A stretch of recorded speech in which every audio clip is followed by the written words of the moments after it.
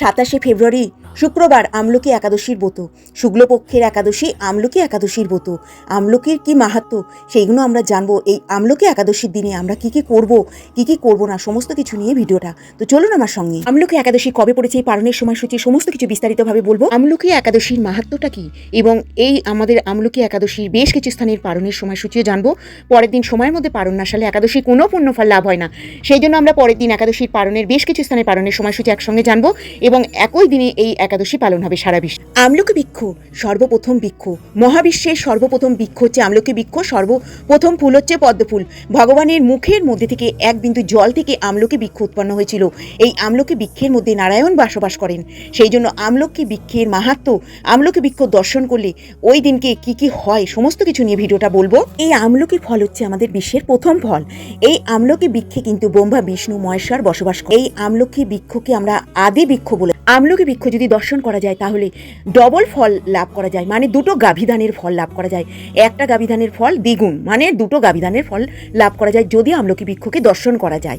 এরপরেই আসছে আমাদের মহাপ্রভুর জন্ম, আবির্ভাব তিথি, দোল পূর্ণিমা। তো আমরা কিন্তু এরপরেই ভগবান মহাপ্রভুর আবির্ভাব তিথিও পালন করব। এই আমলকি একাদশীর দিন শিল মাধবেন্দ্র পুরীপাতের তিরোভাব তিথি, শান্তিপুর উৎসব। এই মাধবেন্দ্র পুরীপাত ছিলেন অদ্বৈত মহাপ্রভুর গুরুদেব। তো এই দিনকে যদি শান্তিপুরে গিয়ে কোনো প্রসাদ পান কেউ, কিংবা প্রসাদ ভক্তি ভরে কাউকে নিবেদন করেন, তাহলে কিন্তু খুব ভালো ফল পাওয়া যাবে। এই কলিকালে যদি একটু হরিনাম করা যায় তাহলে মহাপ্রভু খুব খুশি হয়ে যাবে।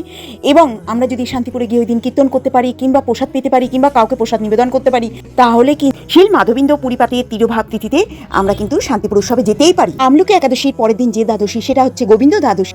ওই দিন প্রভু মাধবেন্দ্র পুরীপাতে তিরোভাব তিথি, সেই দিনকেই মহাপ্রভু স্বয়ং বলেছেন এই দিনকে যদি কেউ কীর্তন করেন, কেউ যদি শান্তিপুরে গিয়ে একটু প্রসাদ পান, কাউকে প্রসাদ নিবেদন করেন, হরে কৃষ্ণ নাম জপ করেন, এই কলিকালের বদ্ধ জীব যদি হরে কৃষ্ণ নাম সংকীর্তন করেন তাহলে কিন্তু উদ্ধার পেয়ে যাবেন। এবং ভগবান আমাদের চৈতন্য মহাপ্রভু বলেছেন তাকে তার নিজের ধামে স্বয়ং নিয়ে যাবেন।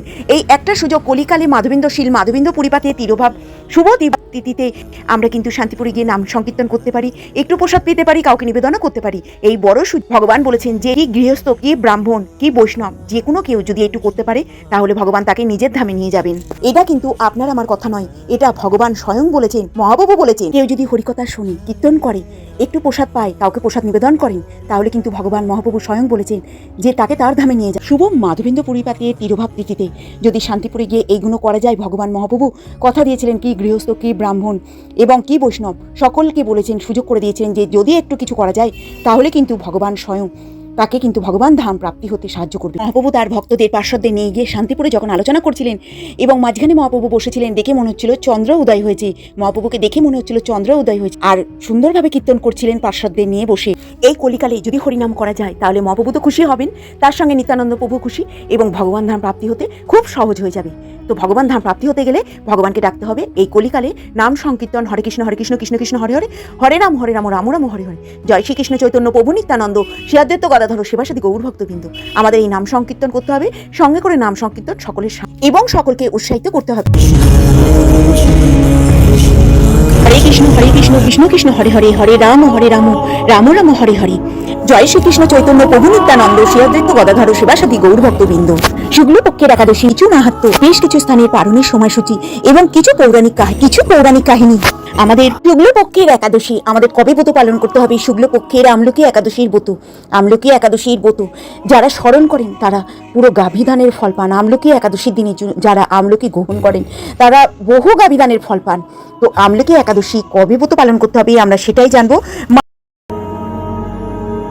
আমলকি একাদশী কবে পড়েছে সেটাই আমরা জানবো।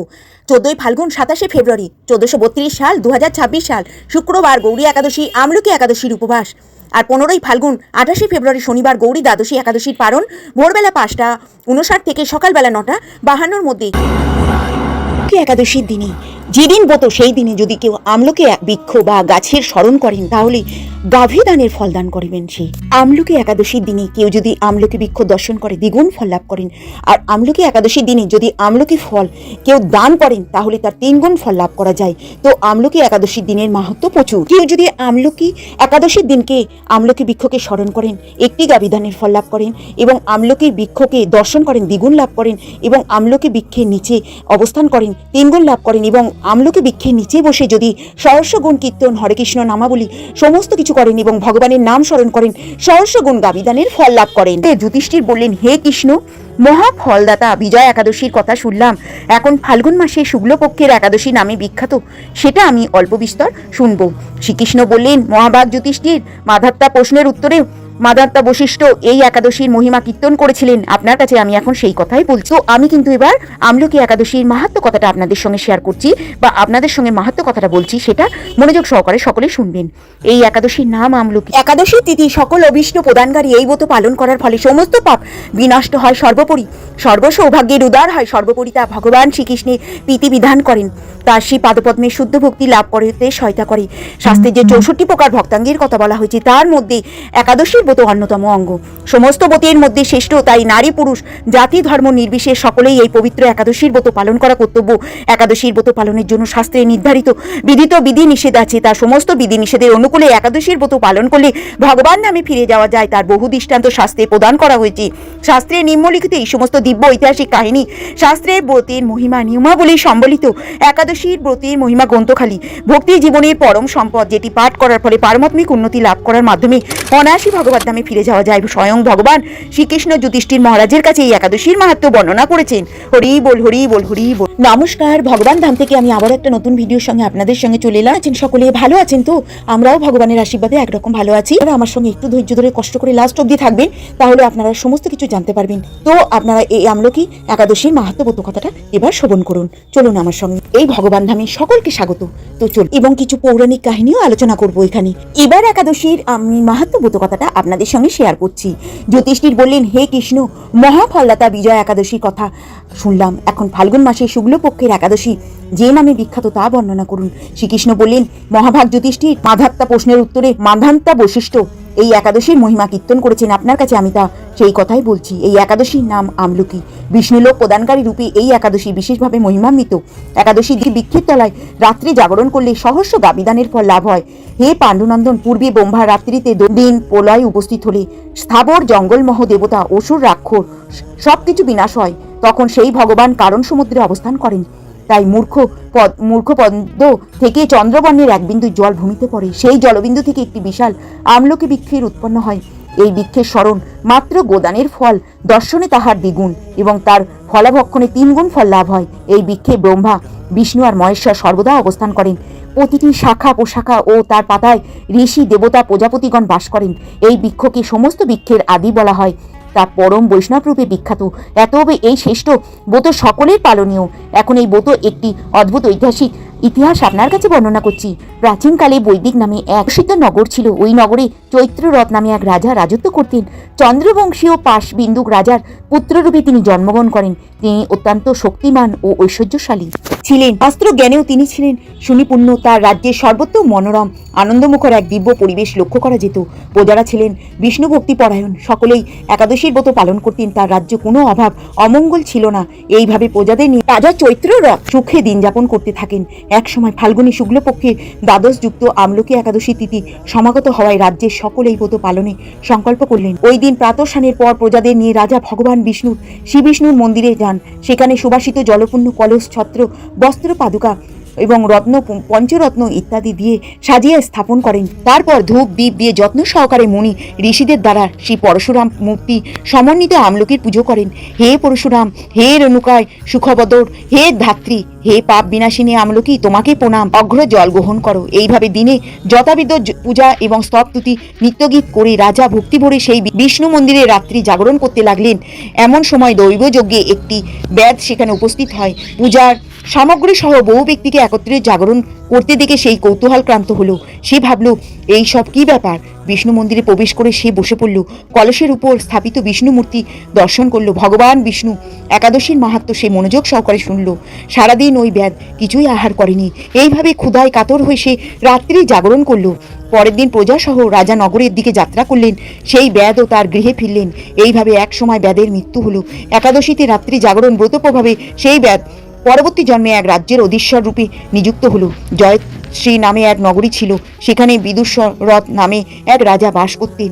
ওই ব্যাধ বিদুরথ রাজার মহাবলী পুত্ররূপে জন্মগ্রহণ করেন। তার নাম হয় বসুরথ। 1,00,000 গ্রামের অধিপত্য তিনি লাভ করলেন। তিনি ছিলেন সূর্যের মতন তেজস্বী, চন্দ্রের মতন কান্তিমান এবং পৃথিবীর মতন ক্ষমাশীল।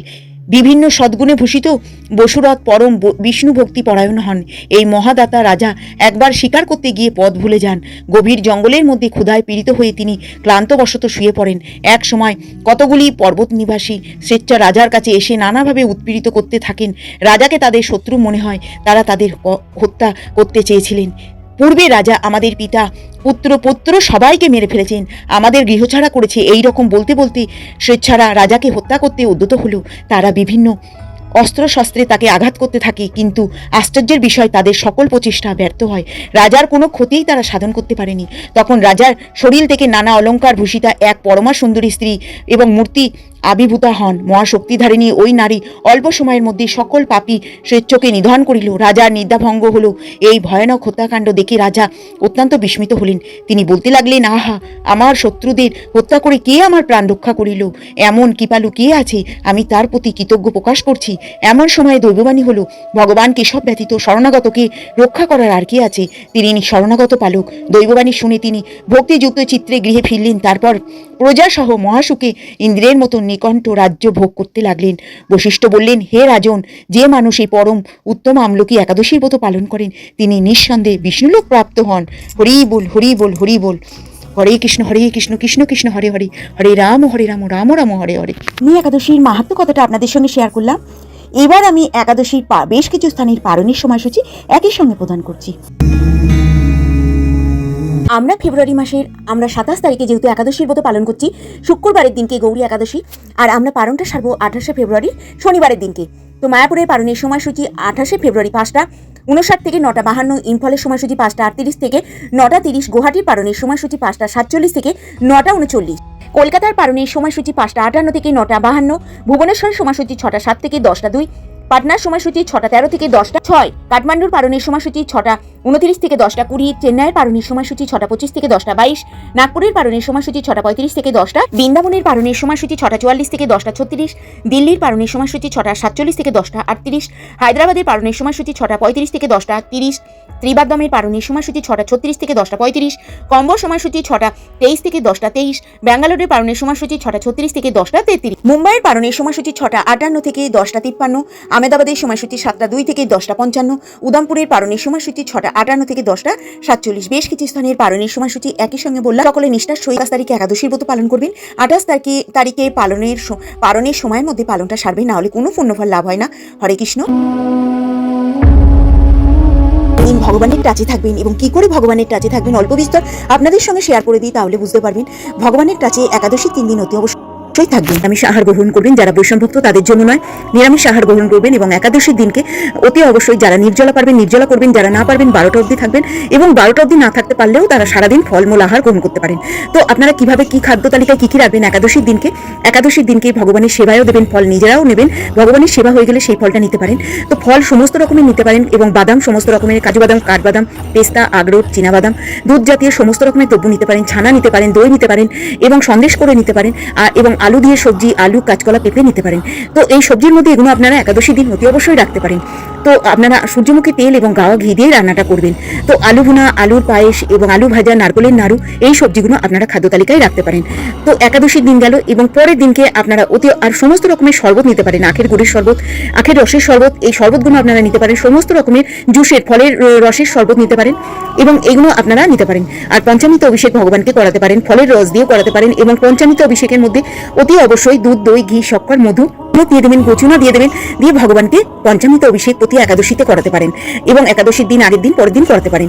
এটা কিন্তু নিজেরা যেমন ফলের শরবত নেবেন, ভগবানকে ফল দিয়ে, ফলের রস দিয়ে স্নান করাতে পারেন। তো এইটা হচ্ছে ভগবানের অভিষেক। তো আপনারা কিন্তু পঞ্চামৃত অভিষেক করাতে পারেন একাদশীর দিনকে। অতি অবশ্যই এই খাদ্য তালিকায় এগুলো রাখলেন। এবং ভগবানের কাছে কিভাবে থাকবেন, অতি অবশ্যই ভগবানকে পঞ্চপ্রদীপ দেবেন, এবং ঘিয়ের প্রদীপ দেবেন, মাটির ঘিয়ের প্রদীপ। ভগবত গীতা পাঠ করবেন, বাড়িতে পাঠ করতে পারলে খুব ভালো, নাহলে মন্দিরে গিয়ে পাঠ শুনে আসবেন এবং আরতি দেখে আসবেন। ভগবানের কাছে থাকবেন, তুলসীপত্র চন্দন লাগিয়ে ভগবানের শ্রীচরণে অর্পণ করবেন, সূর্যদেবকে প্রণাম করবেন, তুলসী গাছ প্রদক্ষিণ করবেন, তুলসী গাছে জল দেবেন। এটা আমাদের অবশ্যই তুলসী গাছে জলদান করবেন, সূর্যদেবকে প্রণাম করবেন, গীতা অতি অবশ্যই পাঠ করবেন। তো এইভাবে আপনারা একাদশীর দিনকে অধিক হরিনাম জপ করবেন, মহামন্ত্র জপ করবেন, ভগবানকে অতি অবশ্যই খুব ভরে উঠে ভগবানকে পঞ্চব্যঞ্জন রান্না করে দেবেন। সেটা যদি করতে না পারেন, ভগবানের সেবায় দই দিয়ে চিড়ে দিয়ে, খই দিয়ে চিড়ে দিয়ে ভগবানের সেবা দেবেন এবং সেটাই আপনারা পালনের মধ্যে আপনারা ওই অন্নটা গ্রহণ করবেন। সেটা করে আপনারা পালনটা সারবেন। তো এইভাবে ভগবানের কে সেবা দেবেন পরের দিনকে। আর সেটাও যদি করতে না পারেন, তাহলে পুরীর জগন্নাথ দেবের মহাপ্রসাদ বাড়িতে রেখে দেবেন, সেটা আপনারা নিয়ে পালনটা সেরে নেবেন। তো এইভাবে ভগবানের কাছে 3 দিন থাকলেন এবং ভগবানের সেবা করলেন। সারা বছর গীতা বই পড়তে পারলে খুবই ভালো, যদি না পড়তে পারেন তো এই পাঠ করবেন। একাদশীর আগের দিন, দিনের দিন এবং পরের দিন ভগবানের কাছে এইভাবে থাকবেন। আমাদের সর্বশ্রেষ্ঠ ব্রত হচ্ছে একাদশী। আমাদের ভক্তের মধ্যে যেমন শিব শ্রেষ্ঠ, গঙ্গা, আমাদের নদীর মধ্যে গঙ্গা শ্রেষ্ঠ, আমাদের ব্রতের মধ্যে সর্বশ্রেষ্ঠ ব্রত হচ্ছে একাদশীর ব্রত। কোনো পুজো করতে না পারলেও একাদশীর ব্রত সর্বশ্রেষ্ঠ নিষ্ঠাভাবে যদি পালন করতে পারেন, পঞ্চশস্য বর্জন করে, তাহলে কিন্তু সর্বশ্রেষ্ঠ ব্রত পালন করা হবে।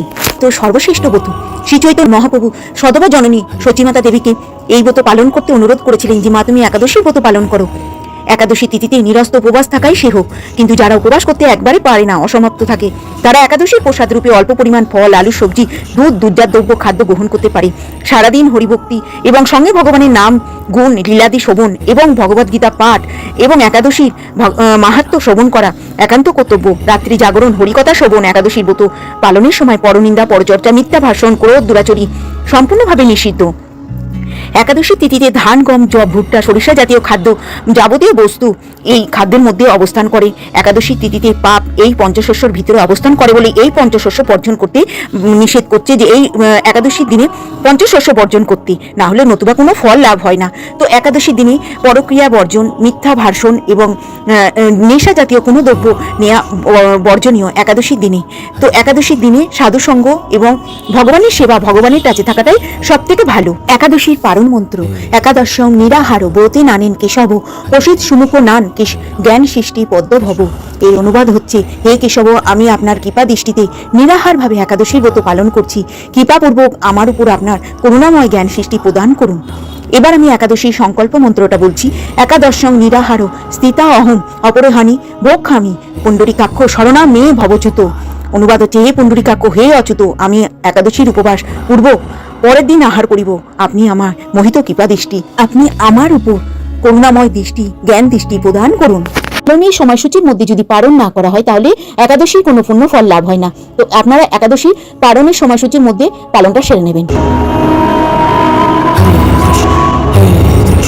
এবার আমি একাদশীর সম্বন্ধে অল্প বিস্তর কিছু পৌরাণিক কাহিনী, একাদশী পালন করার ফলে আমাদের কি ফল লাভ করতে পারি এবং একাদশী আমরা নাম জপ করব, আমরা পাতা একাদশীর দিনকে আমরা ভগবানের চরণে দিলে সেটার কি লাভবান। তো চলুন আমার সঙ্গে তাহলে অল্প বিস্তর অনন্তিকাল ধরে জড়া প্রকৃতির প্রতি আকৃষ্ট রয়েছে, তার মায়া থেকে এই জড়জগতে নানান প্রকার দুঃখ প্রদান করছি। পরম করুণাময় ভগবান কৃষ্ণ স্মৃতি জাগরিত করতে মায়াগ্রস্ত জীবের কল্যাণে বেদ পুরাণ আদি এবং শাস্ত্র গ্রন্থাবলী দান করেছেন। ভক্তি হচ্ছে ভগবানকে জানার ও ভগবত্ব প্রতি সাধনের একমাত্র সহজ উপায়। তিনি সকলের অভীষ্ট প্রদানকারী। এই ব্রত পালনের সমস্ত প্রকার পাপ বিনষ্ট। সর্বভাগ্য পর্যন্ত যে কোনো ব্যক্তিরা ভক্তি সহকারে পবিত্র একাদশীর ব্রত পালন করা কর্তব্য। সংকটজনন অবস্থা, জন্ম মৃত্যুর এবং অসহ্যে কখনো একাদশী পরিত্যাগ করতে নেই। একাদশীতে শ্রাদ্ধ উপস্থিত হলেও সেই দিনও না করে দ্বাদশীতে শ্রাদ্ধ করা উচিত। শুধু বৈষ্ণবেরাই নয়, শিবের উপাসক, সূর্য, চন্দ্র, ইন্দ্রাদি যে কোনো দেব উপাসক সকলের কর্তব্য একাদশীর ব্রত পালন করা। দুর্লভ মানব জীবনে লাভ করে এই ব্রত অনুষ্ঠান না করে পুণ্য প্রদায়নকারী সর্বশ্রেষ্ঠ এই ব্রত শ্রীহরির অত্যন্ত প্রিয়। একাদশীর ব্রত পালনে যে ফল লাভ হয় অশ্বমেধ যজ্ঞ, রাজসীয় যজ্ঞ, বাজপেয় যজ্ঞ দ্বারা তা হয় না। দেবরাজ ইন্দ্র যথাবিধ একাদশী পালনকারীকে সম্মান করেন। একাদশীর ব্রতে ভগবত্ব শোভনে পৃথিবী দানের ফল লাভ হয়। অনাহারে থেকে হরিনাম, হরিকথা, রাত্রির জাগরণ একাদশী পালনের কর্তব্য। কেউ যদি একাদশী ব্রতে শুধু উপবাস করে, তাতে বহু ফল পাওয়া যায়। শুদ্ধ ভক্তরা এই দিনে একাদশীর ইন্দ্রকে শ্রীকৃষ্ণে সমর্পণ করেন।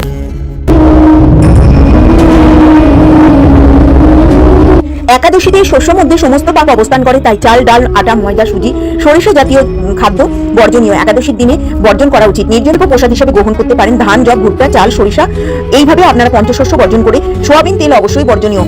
এবং দশমী বিদ্যা একাদশীর দিনে বাদ দিয়ে দ্বাদশী বিদ্যা একাদশীর ব্রত পালন করতে হয়। একাদশীতে সূর্যোদয় পূর্বে বা সূর্যোদয়ের কালে 1 ঘন্টা 36 মিনিটের মধ্যে যদি দশমী স্পর্শ করে, তাকে দশমী বিদ্যা বলে।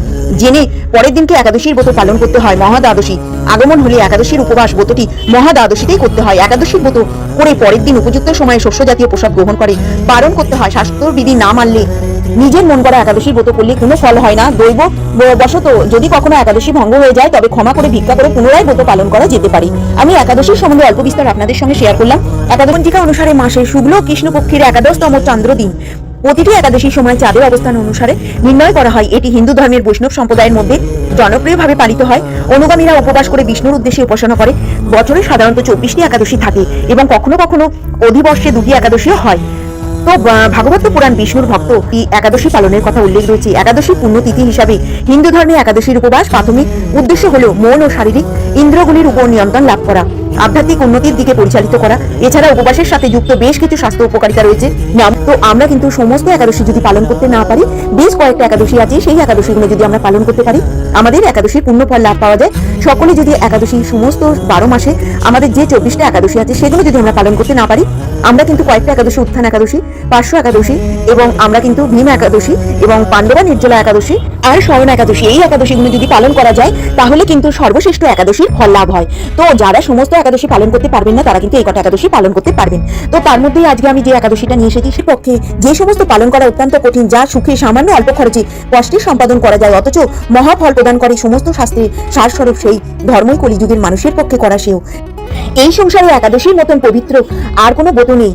একাদশীর ব্রত পালন করলে সমস্ত পাপ থেকে মুক্তি পাওয়া যায় এবং সকল পাপ বিনাশের জন্য এই বিষ্ণু ব্রত পালন করা একান্তই আবশ্যক। যে ব্যক্তি এই প্রকার পবিত্র পাপনাশক এবং সকল অভিষ্ট একাদশীর প্রদানকারী উত্তম ব্রত পালন করা সকলের অবশ্য কর্তব্য। ভক্তি সন্তোষ পুরাণে যুধিষ্ঠির শ্রীকৃষ্ণ নারদ সংবাদে ব্রহ্মা সংবাদ রূপে একাদশীর মাহাত্ম্য কথা বর্ণিত আছে। একাদশীর মাহাত্ম্য শ্রবণে বাজপেয় যজ্ঞের ফল লাভ হয়। ভগবান শ্রীহরির পূজা অর্চনা অপরিমিত পুণ্য ফল প্রদান করে। গঙ্গা, গোদাবরী, কাশী, নৈমিত্য, পুরাণ, পুষ্কর ইত্যাদি তীর্থ দর্শনের সমস্ত ফল একমাত্র কৃষ্ণ পূজার মাধ্যমে কোটি গুণ লাভ করা যায়। তুলসী পাত্রে যিনি শ্রীহরির পুজো করেন, পদ্ম পাতায় জলের মতন তিনি পাপে নির্লিপ্ত থাকেন। তুলসী পাত্র দিয়ে বিষ্ণু পূজার ভগবান যেমন সন্তুষ্ট হন, মণি মুক্তাদি মূল্যবান রত্নের মাধ্যমেও তেমন প্রীত হন না। যিনি কেশবকে তুলসী মঞ্জুরি দিয়ে পুজো করেন তার জন্ম জন্মান্তর পাপ ক্ষয় হয়ে যায়। এই প্রসঙ্গে ব্রহ্মা বললেন, হে নারদ, যিনি তুলসীকে পত্র দর্শন করেন তার সকল পাপ বিদরিত হয়ে যায়। যিনি তাকে স্পর্শ করেন তার পাপ মলিন দেহ পবিত্র হয়। তাকে প্রণাম করলে রোগ দূর হয়। তাকে জল সিন্থল করলে যম তার কাছে আসতে ভয় পান। শ্রীহরি তুলসী অর্পিত হলেন ভগবতী লাভের, তাই কৃষ্ণ ভক্তি প্রদায়িনী তোমায় প্রণাম। যে ব্যক্তি হরিবাসরে ভগবানের সামনে দীপদান করেন, চিত্রগুপ্ত তার পুণ্যের সংখ্যা হিসাব করতে পারেন না, তার পিতৃপুরুষরাও পরম তৃপ্তি লাভ করেন। হে শ্রীকৃষ্ণ বললেন, হে রাজন, আপনার কাছে আমি সর্বপাপ হারিনি। একাদশীর কথা আমি বলছি। এবং যে ব্যক্তি যিনি ব্রহ্মহত্যা, বনহত্যা, পাপ বিনাশিনী, পাপ পুণ্য ফলদায়ী এই ব্রত পালন করবেন তার এবার শ্রবণ করেন তিনি সর্বপাপ থেকে বিষ্ণুলোক গমন করেন। এই ব্রত সর্বপাপ বিনাশিনী এবং যিনি শ্রীহরির অর্চনে এই ব্রত পালন করেন সর্বপাপ মুক্ত হন। এই ব্রতের নাম শ্রবণে রাশি রাশি পাপ বিদরিত হয়ে যায়। এই ব্রতের প্রসঙ্গে পৌরাণিক কাহিনীতে বলা হয়েছে। এই ব্রত পালনে বাজপেয় যজ্ঞের ফল লাভ হয় এবং যে ব্যক্তি ভক্তি সহকারে ভগবান বামন দেবের পূজা করেন তিনি ত্রিলোকে পূজিত হন। পদ্মফুলে পদ্মলোচন শ্রী বিষ্ণুর অর্চনকারী বিষ্ণুলোকে প্রাপ্ত হন। একাদশীতে অভীষ্ট ফল লাভের জন্য মুক্তিদাতা পদ্মনাভের পূজা করবে। শ্রীহরির নাম সংকীর্তনের দ্বারা পৃথিবীর সব তীর্থের ফল লাভ হয় এবং মোহবশত বহু পাপকর্ম করার ফলে ভগবান শ্রীহরির শরণাপন্ন হয়ে প্রণাম নিবেদন করলে নরক যাতনা থেকেও মুক্তি পাওয়া যায়। একাদশীর মহিমা শোনার ফলে নিদারুণ দণ্ড থেকেও মুক্তি লাভ হয়। শ্রীহরি বাসরে ব্রতের ফল ত্রিভুবনে পবিত্রকারী আর কোনো বস্তু নেই। হাজার হাজার অশ্বমেধ যজ্ঞ, শত শত রাজস্বীয় যজ্ঞ ব্রতের এবং শতভাগের একাংশের সমান হয় না।